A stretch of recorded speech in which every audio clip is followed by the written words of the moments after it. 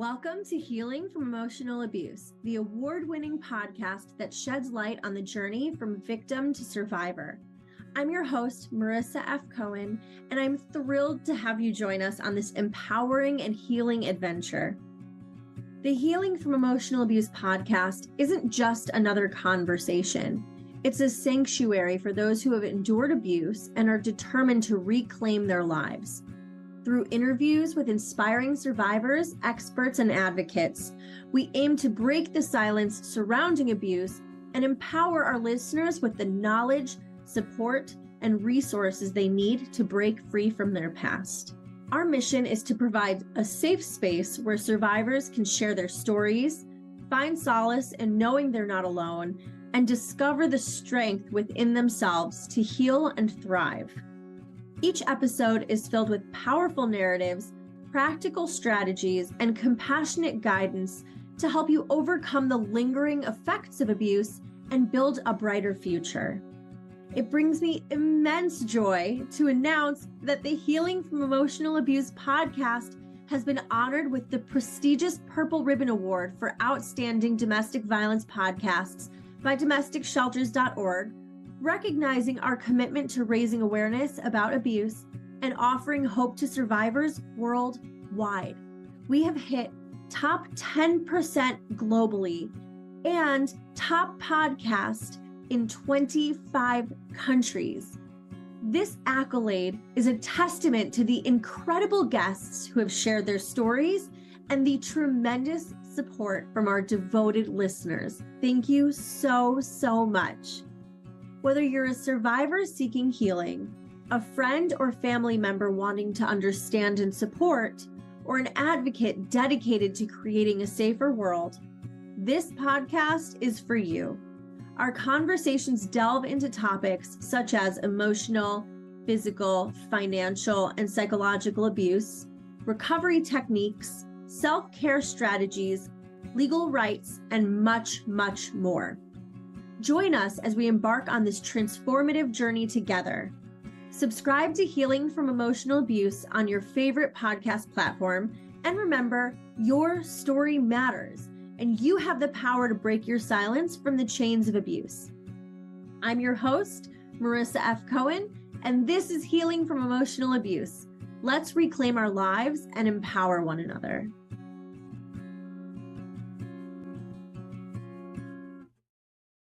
Hey friends, welcome back to Healing from Emotional Abuse. I'm your host, Marissa F. Cohen, and I'm so excited for this week's episode. This interview is a little bit old. I think it's about a year old, but it's with a dear friend of mine, Laura Richards, who is an incredible podcast host. And we talk about her narcissistic marriage. She was married to a narcissist for 33 years, starting when she was a young 22. And we get into like the nitty gritty of things that he said to like weaponize against her and, you know, how it made her feel, and then getting out of it and healing and the different techniques that she used to heal. So I am so excited for you to listen to this week's episode. If you have any comments, questions, concerns, anything about it, feel free to email us at healingfromemotionalabusepod@gmail.com. So thank you for tuning in. I hope you enjoy this week's episode. Welcome back to the Healing from Emotional Abuse podcast. I'm your host, Marissa F. Cohen, and today we are joined with a really good friend of mine. I just met her a couple weeks ago, but like I'm in love. I feel like we're best friends now. I know. We talked a lot today too. We got to know each other. Yes, we did. Well, presenting Laura Richards, we went to a mastermind together, met in Vegas, and just kind of hit it off instantly. So welcome on, Laura. I'm so excited to have you. Hello, everybody. How's it going? We're great. Thanks for asking. No, just kidding. Would you mind introducing yourself? Sure. I will not mind. I do not mind. I'm Laura Richards. I'm from Las Vegas, and for 15 years I was a speech therapist, and but most recently I am a podcaster talking about the things that we don't talk about in the world, like emotional abuse, like we're going to talk about today, and grieving and death and abuse and widowhood and all the things that we don't talk about as women. And so I've been doing that, and I was married for 32 years and recently realized I was being emotionally abused and left that relationship. And so now I'm on my healing journey and trying to make a difference in the lives of others. That's what I'm doing. And I also have 3 amazing grown children. Very important thing to not forget. Yes, I try not to forget them. I know. No, not really. No, I love them. And I also have a son-in-law. And so they're amazing. Yes, I'm very thankful that they have survived all of this. So that's awesome. Thank you for sharing. And I will be on Laura's podcast when it comes out. So I'll link that to the show notes here too. Yep. And thank you for putting together that podcast, the things that we need to talk about. The more we talk about abuse and widowhood and miscarriages and all those, like all these things, the more we talk about them, the less taboo they'll feel to talk about. And also the more information we get, in the last couple of years, this is completely unrelated, but in the last couple of years, we started talking about miscarriages more because women were always blamed for them.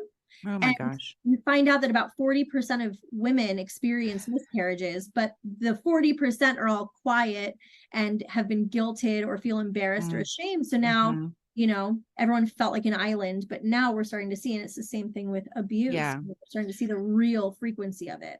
Well, now you're giving me more ideas. There you go. I'm happy to help. And infertility. And, I know people who are struggling with infertility, things like that we just don't. I didn't think of them because we're not talking about them. And one of my really good friends, I said, healing comes in community. She said, but it also comes when you have the conversation. So not just us hanging together, but actually being vulnerable and talking about these things so that we can all heal on our journey. Yeah, absolutely. Everybody feels silenced because we feel alone, like nobody will understand. And then you find out one person understands and can relate. And then you find out 300 other people can, or in our case, 1.5 million people this year can. Oh my gosh. Yeah, that's a lot. That's a gross number. 1.5 million women specifically experience abuse every year. That's terrible. Yeah. And that's just from the demographic that talks about it, Right. Pretty awful. Yeah. So Laura, on a happy note, that's right. Why don't you tell us your story? Okay. Well, I can laugh because I'm 9 months out from my divorce and I'm happily divorced. I will say that for the rest of my life, I'm happily divorced because I felt so oppressed for so long. But my ex and I were together for 33 years and, 22-year-old Laura didn't know what she was doing other than she trusted this guy and was looking for love in all the wrong places. And I say that because I know how I was at 22. I just was awkward and insecure. And I felt like, oh, this guy loves me. And I think in his own way, maybe he did. I don't know. I'm still working on all. I'm still trying to unravel what was a lie, what was not a lie, but whatever. I mean, I don't think someone sticks around for 33 years without having something in there, and we had a really good time together and we met in college but I had a long relationship before that with a high school boyfriend. And so I could see why it happened. And so, being 9 months out and learning about narcissism and all this, it's like manipulation. I'm still on this healing journey. It's been amazing to my brain is like unraveling so many years, but I can laugh. I spent a lot of months crying, lots and lots of months crying. I spent a lot of years in my marriage crying, saying, I don't think my husband likes me. I don't know what to do about that. I know, because, they want you to change your world for them, but to treat you like you don't matter, which was like, now that I see that, I'm like, it's so true. Like, you have to change everything so that you can show me that you are devoted to me, but I'm going to treat you like you don't even matter to me. And that was really hard for me because I'm such a words of affirmation kind of person, or here's an idea. I just like to be basically respected in the world and like pretend like you like me. You're asking for a lot, Laura. I'm asking for a lot. I wanted my basic wants and needs met. Okay. I don't know. I know. Okay, look, we can laugh now because this is how ridiculous it got. I got it down to one little tiny thing. I was like, I just need my basic, I need you to pretend like you care about me. I don't know. And it was at that point, probably would have been pretending for him. So, I remember going through the honeymoon phase of all the excitement. And, he told me he loved me right away. And all those things, all the things I wanted to hear, all the things that 22-year-old Laura wanted to hear. We got married really fast. We had both been in long relationships before that. And so we got married really fast, which was okay with me. Thinking back, I was like, yeah, I do want to get married. And I kind of felt like, yeah, I don't want to get married. I want to have kids. I want to start my life. Because at that time, that seemed like the goal for me. That was like the ultimate goal: be married, have kids, start a family. I was graduating from college. I don't know. It was in the plan, right? It was just, that's what it was for me. Those were my life goals. And so that's what he was offering me. So that's what we were doing. And so it seemed like it was good, but it was all those little things of, we would fight about the same things over and over and over about I wouldn't have done it that way, that you're not really thinking correctly. And I would feel kind of dumb about certain things when I felt like other times when I was with my friends, they'd be like, you're so smart in this area. And I'd be like, really? Because my husband says I'm not. I didn't know what to do. So that was weird. But the biggest thing for me was there was way too much flirting for me from other women. That was my biggest no. That was crossing a line that I didn't like in our marriage. Don't know that he ever physically cheated on me, but it was enough to bother me. We went to therapy over it like millions of times, and he always promised he would stop. And now he's engaged to his current. I'll promise I'll just stop. She's just my friend. Oh God. Oh no, she's like my sister. No, really. We're just friends. Oh yes. She told me that he was like a brother to her. And we were like, okay, yes, but now you guys are getting married. So you're weird. That's a weird family dynamic, huh? Read a lot of porn about that. Oh my gosh. And so it's really hard. Yeah, she was a mutual friend. But that was always going on in our marriage. That was the biggest thing for me. I felt very devalued that way. And devaluing, I know, is kind of part of the narcissistic way. I didn't know he was a narcissist until the last year and a half or so. And then I was like, oh, something's happening. I'm being gaslighted. I didn't even know what that was. I just thought my husband's like a jerk to me. Like he's such a jerk, or an asshole, really. But I'm like, or dick. That's my favorite. Let's just go on a back and forth douchebag. What's next? Right. I mean, that was my word of choice. I'm like, God, what a dick. Like, it's like, why are you treating me like this? You say you love me. You say you want to, we're making all these plans for the future. We're going to go do this. We're going to go do that. And, nothing was ever good enough. I wasn't good enough. I wasn't doing anything right. And then I made the mistake of, my mom passed away and I grieved. How dare you? I know. Oh, don't. I know. You're not allowed to do that. I know. I tried to have feelings and I was in a trauma from that. And he did not like that. They don't have real feelings, I think. If they're truly, if it's truly a psychological issue, I don't know that they have a lot of true feelings. And so he really did not know what to do. We had 2 deaths in a year and a half in my immediate family from COVID. And so that was really hard.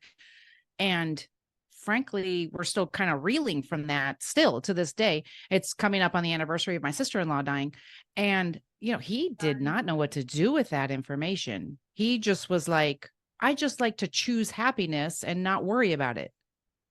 Okay, but like she's dead. Like we don't just choose happiness. I mean, I'm not confident that narcissists aren't very similar, if not overlapping, with like sociopaths who literally not feel emotion or like can't relate to emotion. Yes. So. I have heard that, and I think there's different levels and kind of like on the spectrum sort of thing, you know what I mean?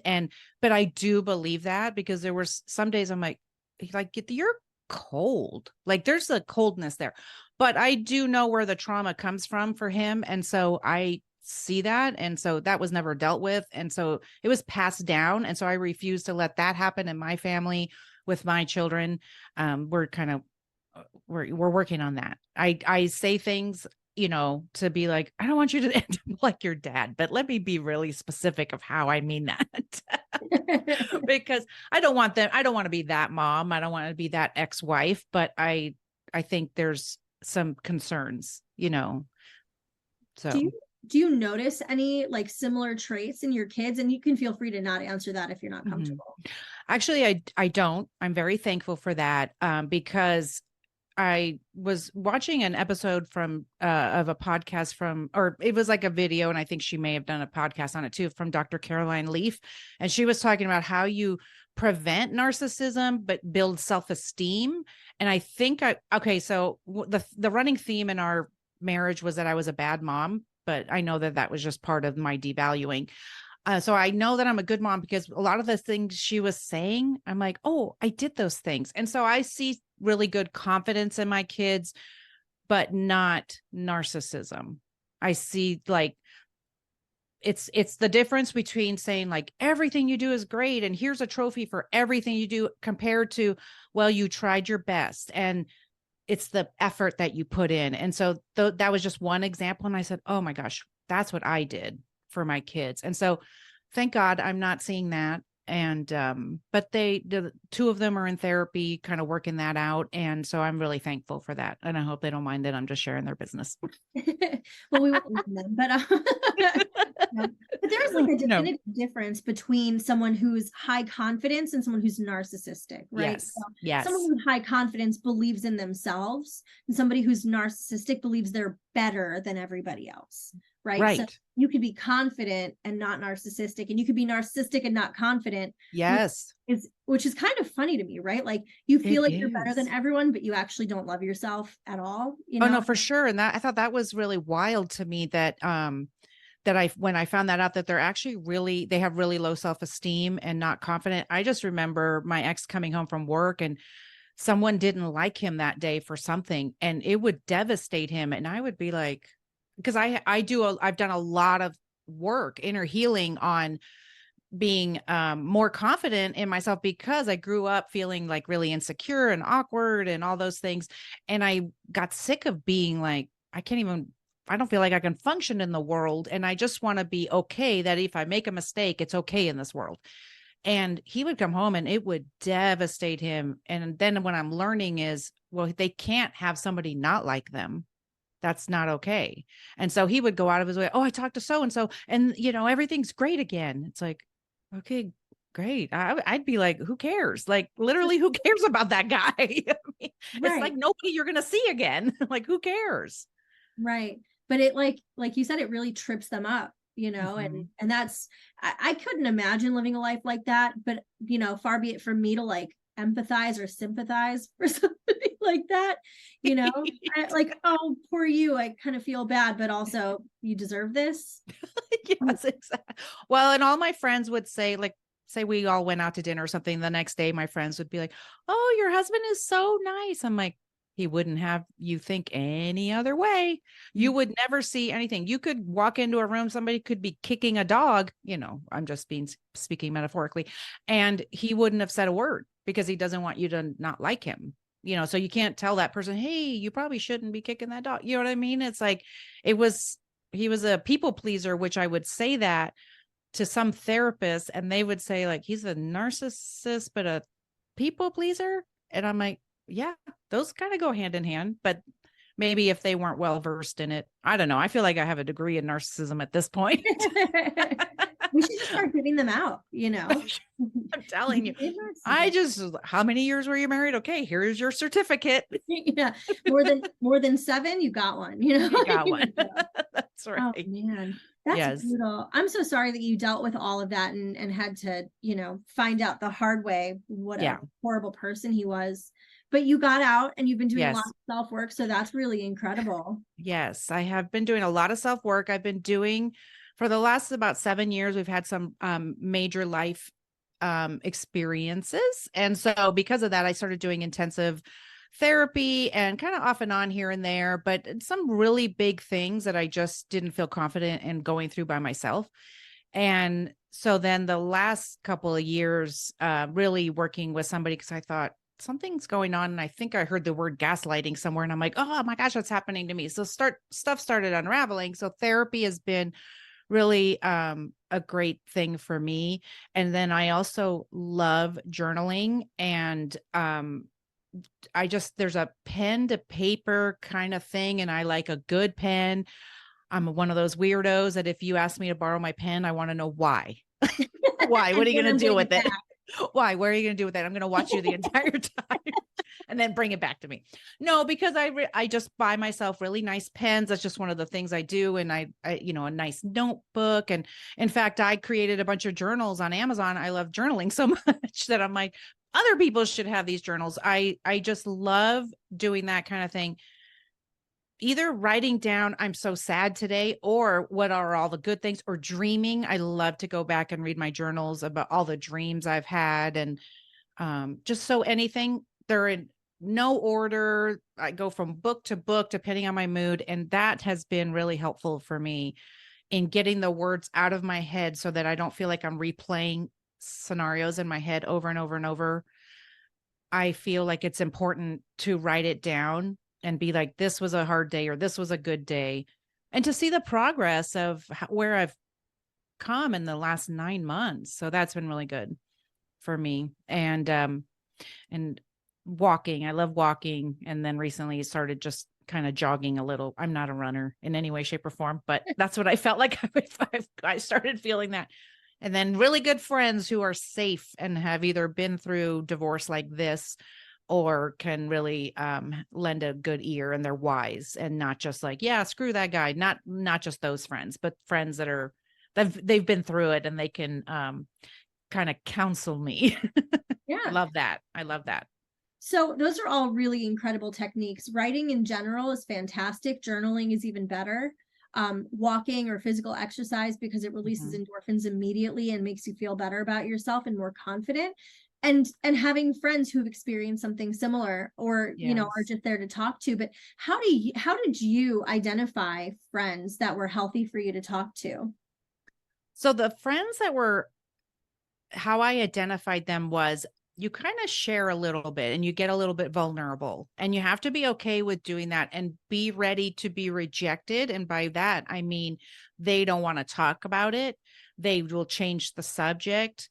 They don't really offer any advice. They just kind of go like, or whatever. You can just tell the people who don't want to move the conversation and really care about what you're going through. Maybe they're not comfortable. So those were the friends that I felt like they weren't the friends that I needed to talk to about certain things. They're going to be maybe more my surface level friends. And then I already have a good group of friends that I just see for coffee and things like that. We all kind of went to church together and have, kind of moved apart and whatever, but we come together and we go to coffee or go have happy hour or whatever. And we feel like we can trust each other in saying, like, this is a hard thing that's happening. And everyone listens and says, if you need me, I'm here to listen. So especially those friends, thank God for the friends who actually say, if you want to talk, call me, because then put them on your list of people to call. When I wanted to send text messages to my ex, saying things I shouldn't, they were like, send it to me. Don't send it to him. So yeah, I've just listened for responses when I would try to share, and then kind of made changes accordingly that way. That's a great way to do it. That's how you identify people that you can trust, that respect you, won't judge you. Right. And that's a big problem for people in our seat. We're so used to being disrespected, and we're so used to being demeaned and minimized that we end up looking for friends who have the same qualities. So being able to kind of like, push a little bit and, what's it called? Drop information, just like drip information, see who's more receptive. Yes. Really good. It's a really good way to do that.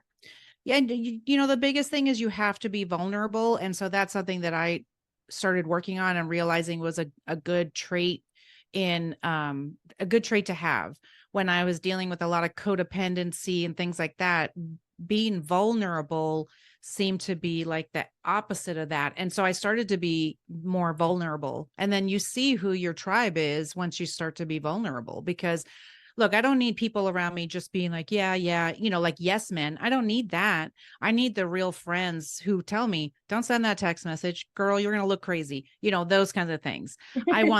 Those are the friends I want. And I have those. So I'm thankful for that. That's awesome. Yeah. I do want to go back. You said something earlier, and I really love this, but you use humor to cope. We laugh at our stories. We laugh at the most ridiculous stuff that they did to us.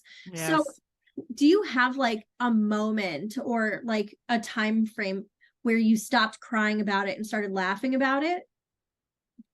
Okay, well, I grew up in a laughing house, and so I've been laughing the whole time, but but there was a 90% crying and 10% laughing kind of situation. And now it's going more towards 95% laughing and maybe 5% crying. And I think the thing for me is being comfortable that laughing is real and it helps you to cope, and that it's okay to do. I have a very good friend, and I don't know if she'll recognize herself in this story, but I will, it doesn't matter. Like the minute I sit in her car or walk in her front door, we're laughing over the stupidest stuff. We've laughed at her parents' funerals and stuff, and not laughing because there's death, but laughing because it's a way that we have learned to be. And then being there for each other also in the intimate times where you want to cry and all that, but it's okay to laugh, I think, because it's a way to cope. Doesn't have to be at inappropriate times. You're going to have to judge them. That's a judgment thing. But, and I do know when to stop.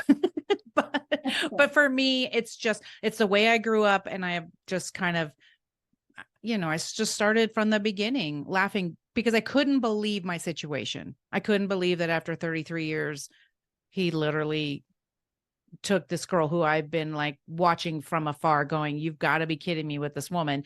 They're going to end up together. And then they ended up together. I couldn't even believe it. So all I could do was laugh.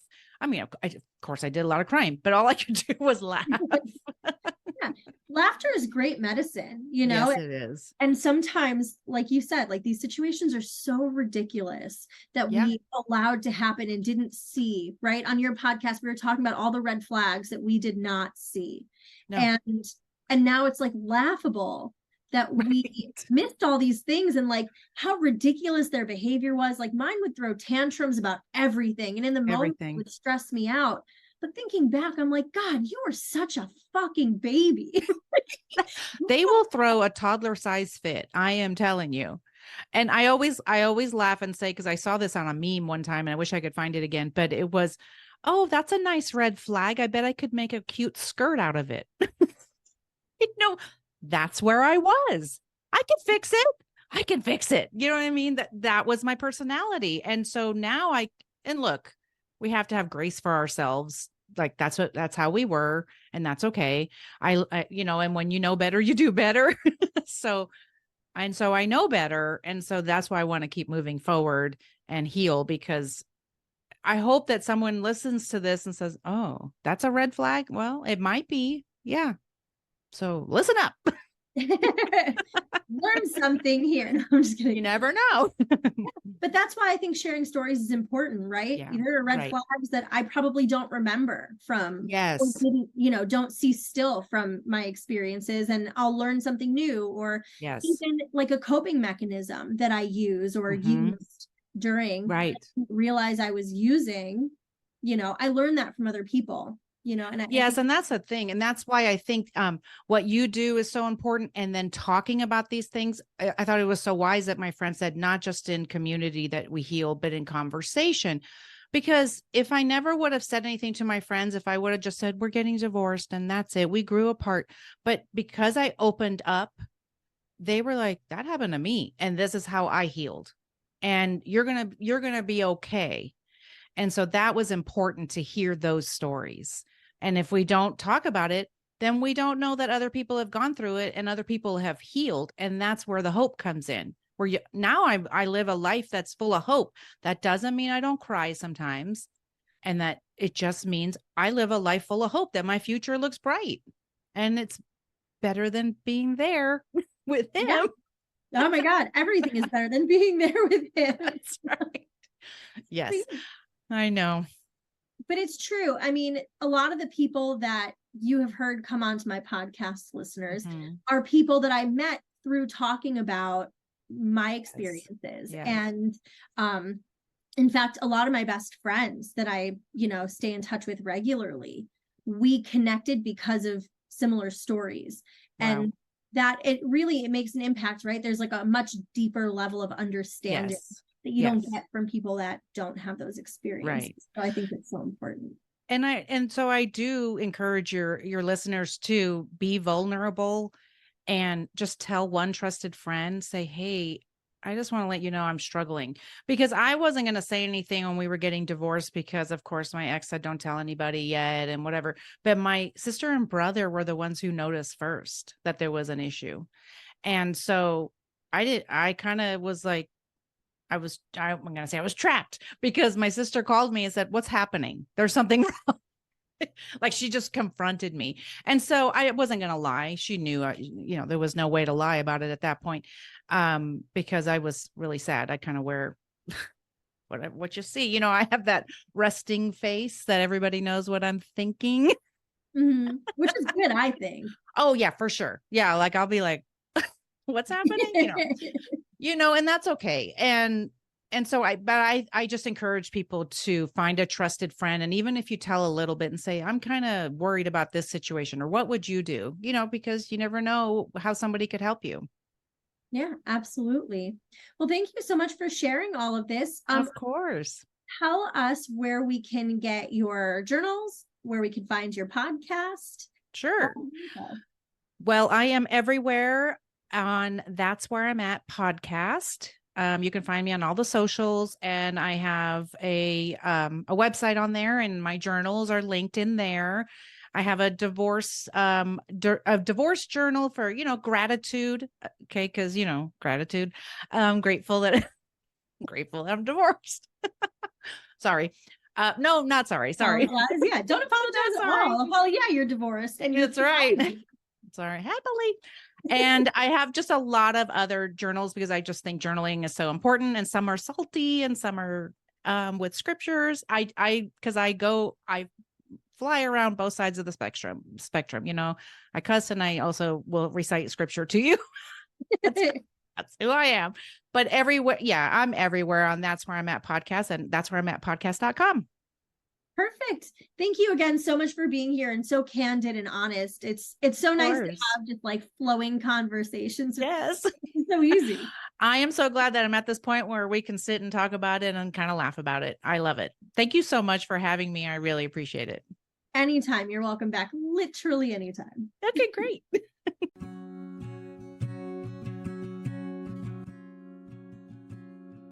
Thank you so much for joining us on this empowering episode of Healing from Emotional Abuse.